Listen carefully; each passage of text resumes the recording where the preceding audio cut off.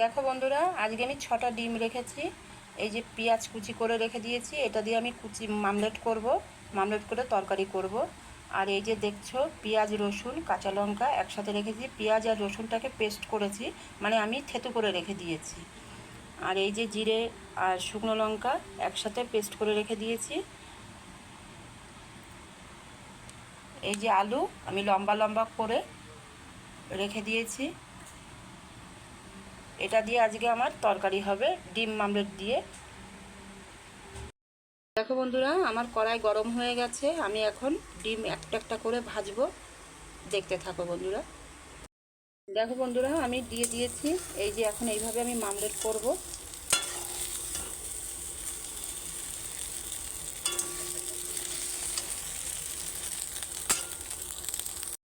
দেখো আমি এই যে ডিমগুলো মামলেট করলাম, এই যে 6টা ডিমকে মামলেট করে রেখে দিয়েছি। দেখো এই যে আমি করে রাখলাম। আলু বসিয়ে দেব, তেল দিয়ে দিচ্ছি এখন। দেখো বন্ধুরা, আমার তেল গরম হয়ে গেছে। এই যে দেখতে পাচ্ছ আমি সেই পেঁয়াজ আর রসুন আর কাঁচা লঙ্কা এই যে একসাথে দিয়ে দিলাম।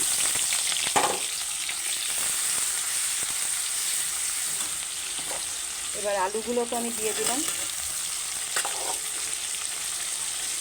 স্বাদ মতন নুন দিয়ে দিলাম।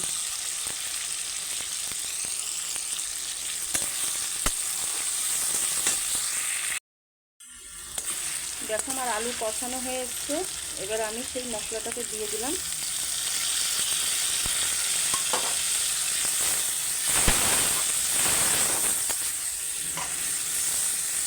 এবার মশলাটা একটু কষানো হচ্ছে,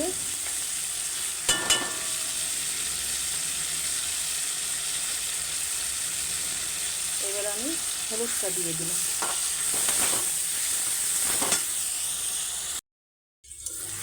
দেখো আমার কষানো হয়ে গেছে, আমি যে মশলাগুলো দিয়েছিলাম কষানো হয়ে গেছে। এবার আমি পরিমাণ মতন জলটা দিয়ে দিলাম।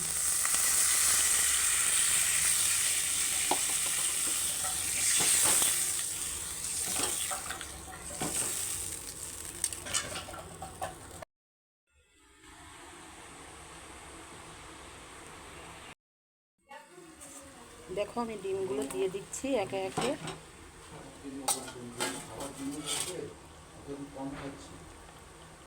দেখো আমার ঝোল প্রায় ফুটে এসছে, এবার আমি নামিয়ে দেব।